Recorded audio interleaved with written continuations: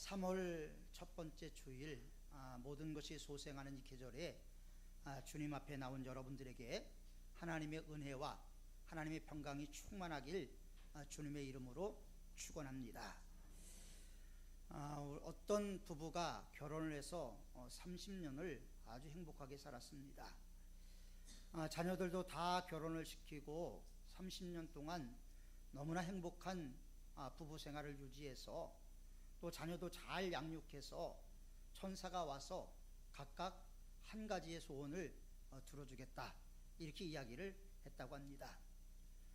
먼저 아내에게 소원이 있으면 이야기하라고 말을 했더니 자녀들을 양육하고 가정을 돌보느냐고 여행을 한 번도 못 가봤으니까 세계 여행을 다닐 수 있는 티켓을 좀 달라고, 그러니까 천사가 알았다고 그렇게 해주겠다고 했다고 합니다.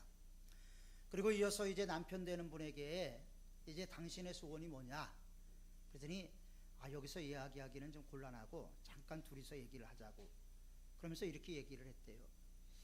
한 여자와 30년을 넘게 살다 보니까 나도 한 30 정도 어린 여자랑 살아봤으면 소원이 없겠다고.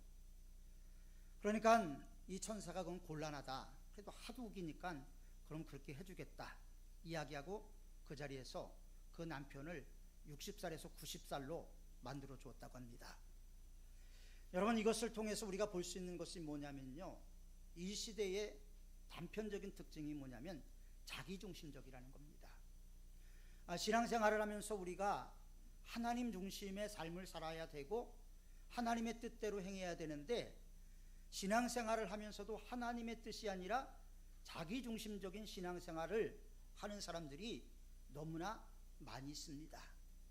특별히 이단 같은 경우에는 자신이 좋아하는 성경 구절만 달달 외우지요. 성경을 통째로 이해하지 못합니다. 또 성경을 알면서도 성경대로 살지 않는 많은 사람들이 있지요. 그대로 살면 이 험난한 세상을 어떻게 사느냐 이야기하면서 오히려 하나님의 말씀을 알면서도 그 말씀을 역행해서 가는 사람들을 보게 됩니다. 우리는 신앙생활하면서 신앙생활이 끊임없는 훈련이다, 이런 이야기들을 참 많이 들어왔습니다. 끊임없는 훈련, 그것은 쉼 없이 계속해서 훈련과 훈련을 통해서 경건에 이르는 연습을 해야 된다라는 말이죠. 우리가 하나님을 향하는 마음이 진정 어떤가 하는 것에서 우리의 신앙의 본질이 드러 나타나게 됩니다. 하나님은 우리의 삶 가운데서 하나님이 첫째가 되기를 원하시죠. 하나님은 첫째가 되기를 원하시는데 늘 보면 우리 하나님은 우리의 삶 가운데 두 번째, 아니면 세 번째, 네 번째, 심지어는 10번째로 밀려나가 있는 분들도 있습니다. 신앙생활을 오래 했는데도 변화가 없는 이유가 뭐냐? 그것은 하나님과 나와의 관계가 분명히 문제가 있다라는 것이죠. 우리가 신앙생활하면서 하나님을 바라보고 하나님의 뜻대로 살아가는 것에 대해서는 이의 제기를 하지 않지만, 그 하나님을 바라보는 것까지는 하겠지만 그 말씀대로 살아가는 것은 도저히 안 된다, 이렇게 이야기하는 분들이 종종 있습니다. 그래서 신앙생활도 빠르게 하려고 하고요, 마치 무통을 사용해서 편안하게 신앙생활을 하려고 하는 모습들을 종종 보게 됩니다. 우리는 오늘 이 시대를 속도의 시대라고 얘기하죠. 이 시대를 우리는 포스트 모더니즘 시대라고 이야기합니다. 포스트 모더니즘 시대의 특징은 해체입니다. 해체. 당신이 목사면 목사지, 당신이 장로면 장로지, 이런 시대를 살아가는 거예요. 절대 권위를 인정하려고 하지 않습니다. 모든 것을 다 상대화하려고 하지요. 그래서 하나님 역시도 절대화가 되지 않고 상대화가 됩니다. 여러분, 다신론 사회에서 선교사들이 선교하기가 참 어렵다고 합니다. 안 믿는 거 아니에요. 믿는다는 거예요. 예수님 믿는답니다. 그런데 예수님은 많은 신들 중에 하나일 뿐이지 유일무이한 전능하신 하나님이라는 것을 믿지 않는다라는 것이죠. 그래서 우리가 신앙생활하면서 우리가 가는 길이 올바른 길인가를 늘 점검하면서 나가야 됩니다. 주님이 언제 오실지 우리는 모르지요. 그러나 주님 오실 날을 우리는 늘 준비를 해야 합니다. 주님께서 다시 오실 때 우리가 어떠한 모습으로 주님을 만날 수 있을 것인가? 그것은 우리 모두가 한 번 정도는 아주 심각하게 생각해 봐야 한다는 것이죠. 이 시대를 우리는 뭐라고 얘기하냐면 스피드 시대라고도 이야기합니다. 빠른 게 좋다라는 거예요. 빠른 게. 그러나 빠른 게 중요한 것이 아니고요, 기독교 신앙에선 빠른 것보다 올바른 게 더 중요합니다. 빨리 나가는 것 중요한 게 아니에요. 여러분, 빨리 나가려고 하다가 교회 하나가 통째로 신천지로 넘어간 경우도 있습니다. 그래서 늘 다지고 점검하며 교회가 세워져야 되는데, 지금 뭔가 다져질만 하면 무너져 버리고, 또 뭔가 다져질만 하면 또 무너져 버리고, 계속해서 그 자리를 뱅뱅뱅뱅 돌면서 신앙생활을 하고 있다면 우리는 분명히 주님 앞에 회개를 해야 하는 것입니다. 인공위성을 쌓아 올려도요, 시간 계산이 잘못되면 엉뚱한 곳에 가서 닿는다고 합니다. 그것과 마찬가지로 우리가 교회에 나오고 하나님을 믿지만 하나님이 원하는 방향으로 가지 않는다면 마지막에는 악하고 게으른 종이라는 책망을 들을 수밖에 없는 것입니다. 속도도 중요하지만 방향이 중요하고, 우리의 목적이 무엇인가를 분명히 알고 신앙생활하는 것은 더욱더 중요한 것이죠. 우리의 신앙생활이 예수님 믿는다고 해서 하루아침에 성자가 되는 것이 아닙니다.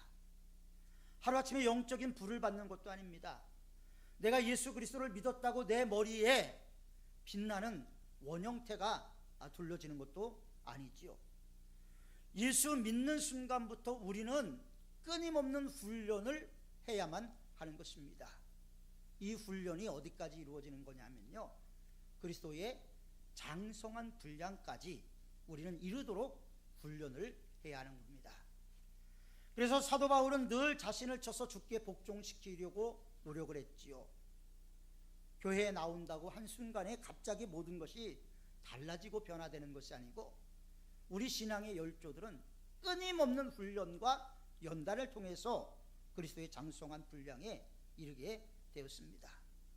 그런데 종종 신앙생활에도 변화도 없다, 그래서 그만 교회에 나오겠다 이야기하는 사람들을 본 적이 있어요. 우리가 정확하게 보고 정확하게 판단하지 않으면 모든 게 다 무너질 수밖에 없습니다. 오늘 아침에 성경 구절이 담긴 문자를 하나 받았어요. 그 문자를 받고 성경 구절이니까 자세히 읽진 않고 이렇게 봤더니 김영희 집사님이 보낸 것이더라고요. 그 김영희 집사님이 보냈는지 알았더니 나중에 보니까 김영희가 아니라 김인희 목사님이 보냈는데, 가운데 자가 틀리니까 가천교회 출신인데, 이 목사님이 저한테 성경 구절을 보내왔는데 그냥 대충 보니까 김인희가 김영희로 인식이 된 거예요. 여러분, 우리가 신앙생활이 이렇게 가서는 안 되는 거죠. 하나님을 정확하게 인식하고 그분이 어떤 분이고 그분이 우리에게 베풀어 주신 은혜가 무엇인가를 정확하게 알고 믿는 것은 너무나 중요한 것입니다. 그래서 사도 바울은 오늘 이 시대를 살고 있는 우리들에게 이렇게 권면을 하고 있습니다. 너희는 이 세대를 본받지 말고 오직 마음을 새롭게 함으로 변화를 받아 하나님의 선하시고 기뻐하시고 온전하신 뜻이 무엇인지 분별하도록 하라. 자, 바울이 왜 이 말을 했을까요? 이 세대를 본받지 말라. 대부분의 사람들이 이 시대에 본받고 살아갑니다. 본받지 말라 그랬는데 이 시대를 본받고 살아가고 있습니다. 마음을 새롭게 하라고 했는데 늘 마음을 새롭게 하지 않습니다. 그러다 보니까 변화를 받지도 못하지요. 그러니까 변화를 받지 못하니까 하나님의 선하시고 기뻐하시고 온전하신 뜻, 이 뜻이 무엇인지 구분하지 못하고 이 세상을 살아가고 있는 것입니다.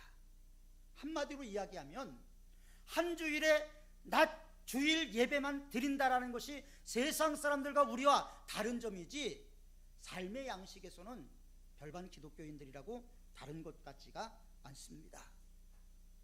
왜냐하면 이 세상을 본받지 말라고 말씀하고 있음에도 불구하고 우리는 이 세상을 본받으며 살아가고 있기 때문입니다. 스스로 속으면 안 되죠. 그러면서도 나는 구원받았다, 나는 하나님의 백성이다, 이렇게 이야기하면 안 되는 것이죠. 지금 세상은 믿지 않는 자와 믿는 자들이 별반 차이가 없습니다.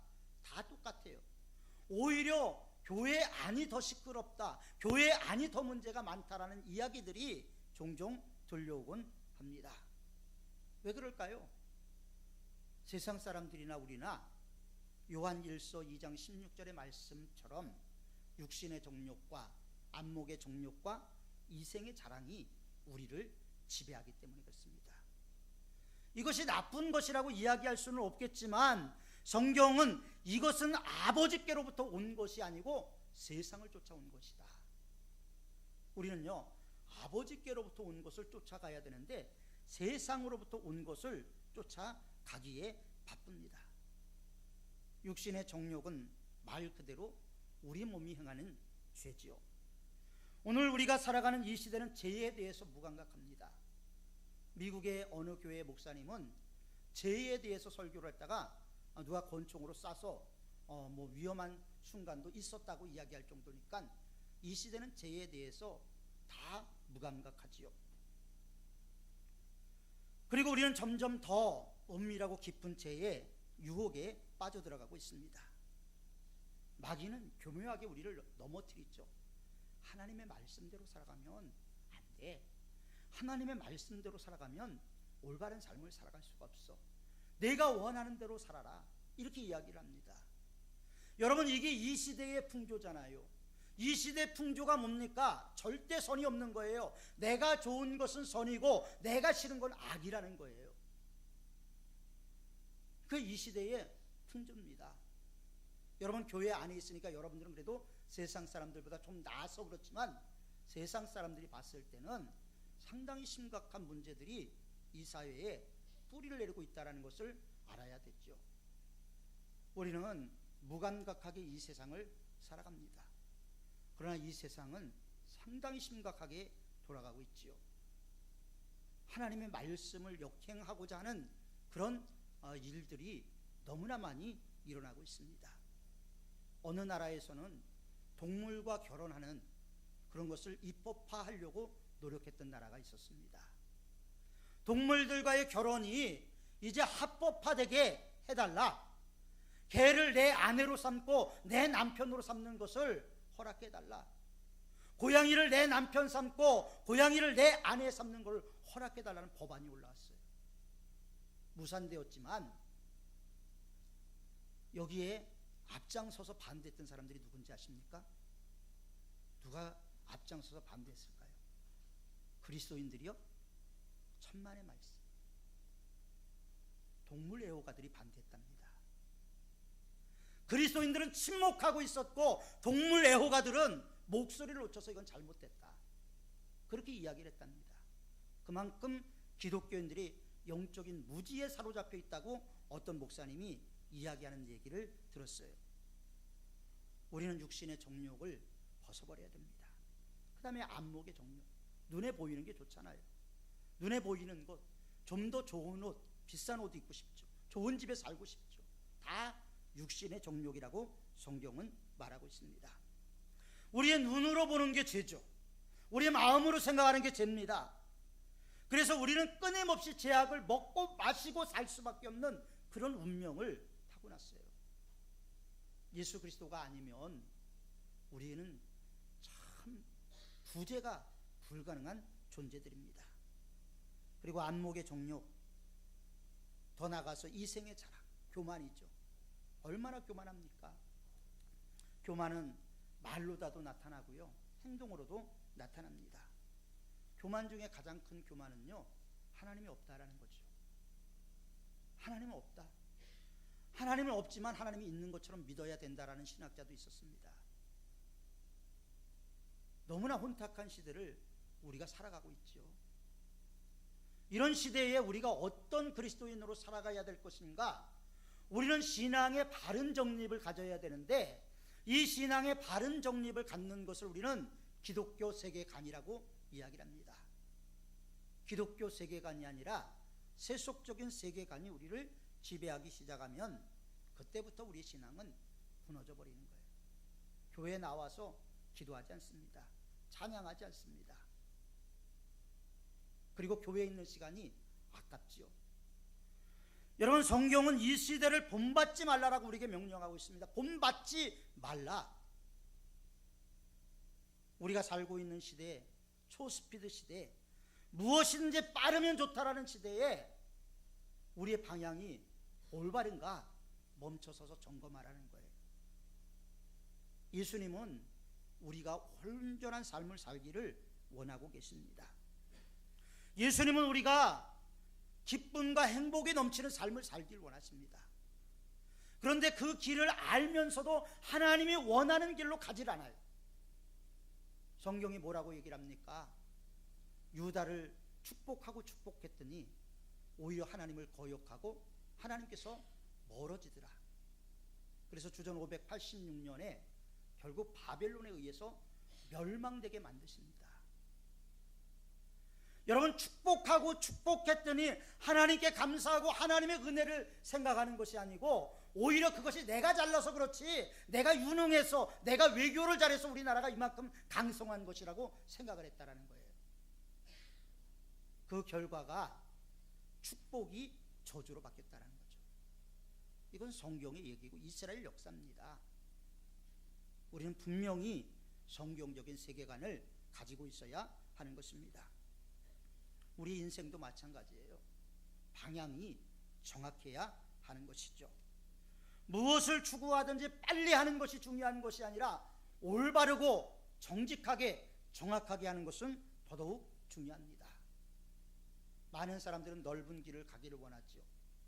신앙생활하는 것이 좁은 길입니다. 저는 우리 교회에서 좁은 길을 걸어가고자 노력하는 몇몇 분들이 있다라는 것을 보게 되지요. 생활이 어려워도 하나님 앞에 온전한 11조를 드리려고 노력하시는 분이 있어요. 그분이 드리는 헌금을 볼 때 참 눈물이 나와요. 당장 생활이 어려운데도 하나님 앞에 하나님을 우선적으로 생각하고 하나님을 우선적으로 여기는 그 마음이 제 마음 속에는 너무나 감동이 되어 오기 때문입니다. 세상의 길은 이건데 11조 내는 것 같고 자녀 학비를 내고 자녀 학원비를 내면 더 좋을 텐데, 그럼에도 불구하고 하나님의 것을 하나님으로 인정하는, 하나님 것으로 인정하는 그런 모습. 어떠한 일이 있어도 주의를 지키는 그런 분도 있습니다. 내가 몸이 아파도 교회에 나오는 분이 있어요. 지금 식당에서 우리 오윤식 집사님이 영상으로 예배를 드리고 있습니다. 휠체어를 타고 다니시죠. 그럼에도 불구하고 예배의 자리에 있고자 하는 그 마음, 얼마나 고귀한 마음입니까? 하나님을 우선적으로 생각하는 마음, 하나님을 기쁘게 해드리고자 하는 그 마음, 저는 그것이 이 세대를 본받지 않는 마음이라고 생각을 합니다. 여러분들은 그런 경험이 있습니까? 두 갈래 길에서 이 세상 것을 선택하기보다 내가 손해를 보더라도 하나님의 길을 선택해 본 적이 있습니까? 지름길 좋은 게 아니에요. 샤르트르라는 유명한 철학자는 인생을 지름길로 달려온 사람에게 인생이 뭐냐 물어보면 인생이란 것은 쓸데없는 열정이다, 이렇게 이야기할 것이라고 이야기를 했습니다. 바르게 가야죠. 우리 인생에 예수 그리스도만이 참된 구세주라는 것을 우리가 믿는다면, 우리가 주님이 내 삶의 주인이라는 것을 믿는다면 우리는 바뀌어야 되죠. 그런데 우리가 인정하기 싫은 거예요. 교회 나오지만 주님이 내 앞에 최고가 되는 것을 사실 인정하고 싶은 마음이 없는 것이죠. 나를 위해서 십자가를 지신 그 은혜는 누리기를 원해요. 현대 기독교의 문제가 뭐냐? 마르틴 부버라는 분이 그렇게 얘기를 했어요. 현대 기독교는 영광의 십자가만 생각하고 고난의 십자가는 버린 지 오래됐다.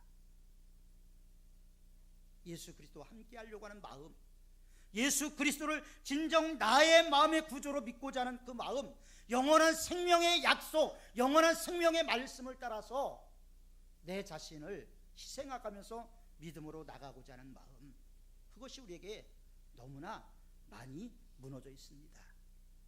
그리고 무너진 것들은 우리가 다시 세워야 됩니다.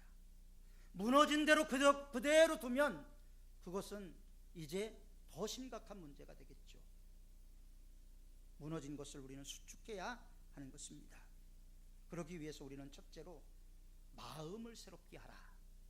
우리의 마음부터 바꿔야 되는 겁니다. 우리의 마음에 하나님을 최우선적으로 여기는 마음으로 바뀌어져야 하는 것입니다. 에스겔은 마음을 새롭게 한다는 것을 죄악을 버리는 것이라고 이야기를 했습니다. 하나님은 하나님보다 다른 것을 귀히 여길 때 그것을 죄악으로 보십니다.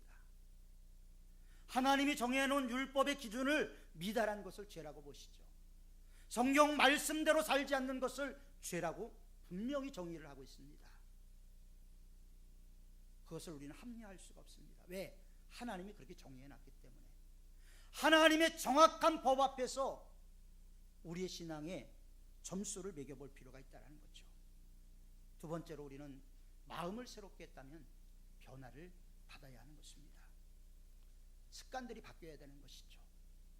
예배 시간을 정확하게 지키고 하나님 앞에서 온전한 마음으로 예배를 드리는 것, 이 내적인 변화가 또 외적인 변화가 분명히 일어나야 하는 것입니다. 여기에서 중심은 꼭 예수 그리스도가 되어야 하는 것이죠. 세 번째로 하나님의 선하시고 기뻐하시고 온전한 뜻이 무엇인지 분별해야 하는 거예요. 마음을 새롭게 함으로, 마음을 새롭게 하고 나서 그 다음에 변화를 받고 나서 그 다음에 하나님의 선하시고 기뻐하시고 온전한 뜻을 분별할 수 있어야 하는 것이죠. 하나님께서 나에게 원하시는 뜻이 무엇인가? 하나님은 내가 무엇을 하기를 원하시는가? 이것을 분명히 우리는 생각을 해야 하는 것입니다. 하나님은 자녀들이 우리에게 세심한 것까지 물어볼 때 좋아하는 것처럼 우리가 하나님께 기도하면서 하나님의 뜻을 온전히 물을 때 기뻐하시는 하나님이십니다. 여호수아가 전쟁에서 이기면서 얼마나 승전의 도취감에 빠졌습니까? 작은 아이성 전투에 기도하지 않았어요. 그는 무너졌습니다. 큰 것에는 기도했지만 작은 것에 기도하지 않을 때 여호수아는 실패하고 말았습니다. 우리는 작은 것도 하나님께 묻고 하나님의 뜻이 무엇인가 분명히 기억하면서 이 세대를 본받지 않는 것을 넘어서서 우리 몸을 거룩한 산제물로 드리는 그런 삶을 살아야 돼요. 산제물이 된다는 건 뭡니까? 제물은 죽는 거예요. 죽는 거는 뭡니까? 내가 그리스도와 함께 십자가에 못 박히는 것입니다. 그러므로 그리스도 예수와 함께 십자가에 못 박히고 여러분들의 삶 가운데 하나님께서 개입하셔서 풍성한 은혜, 충만한 은혜로 채워질 수 있도록 우리의 마음의 변화를 받고 새롭게 함으로 하나님의 뜻을 분별하는 저와 여러분들이 되시길 주님의 이름으로 축원합니다. 기도하겠습니다. 하나님, 이 시대를 살아가는 한 사람의 목회자로서 한국교회를 보고 우리 교회를 보고 성도들을 볼 때 참 찹찹한 마음을 금할 길이 없습니다. 하나님을 믿지 않는 것도 아닌데 뜨거워지지 못하고 미지근한 모습으로 신앙생활하는 우리들의 모습을 보면서 하나님의 선하시고 온전하시고 기뻐하신 뜻을 행하지 못하는 그런 안타까운 모습을 종종 보게 됩니다. 하나님, 저뿐 아니라 우리 모두를 불쌍히 여겨 주옵소서. 주님, 우리의 정과 욕심을 십자가에 못 박았다고 고백했지만 진정 우리 자신을 못 박았는지, 우리가 못 박는 척만 했는지, 우리가 신앙생활을 온전히 하고 있는지, 신앙생활 하고 있는 척만 하고 있는 건지 우리 자신들을 분명히 되돌아보게 하시고 우리가 멀리 떠나왔다면 다시 주님 품으로 돌아갈 수 있는 저희들이 될 수 있도록 결단과 은혜를 허락하여 주옵소서. 내가 반드시 너를 복주고 복주리라 말씀하셨음에도 불구하고 하나님, 우리는 하나님의 복보다 세상 복을 더 사랑하고 있습니다. 하나님, 우리를 불쌍히 여겨주시고 깨달음과 깨우침이 있도록 은혜를 더하여 주옵소서. 예수님의 이름으로 기도하옵나이다. 아멘.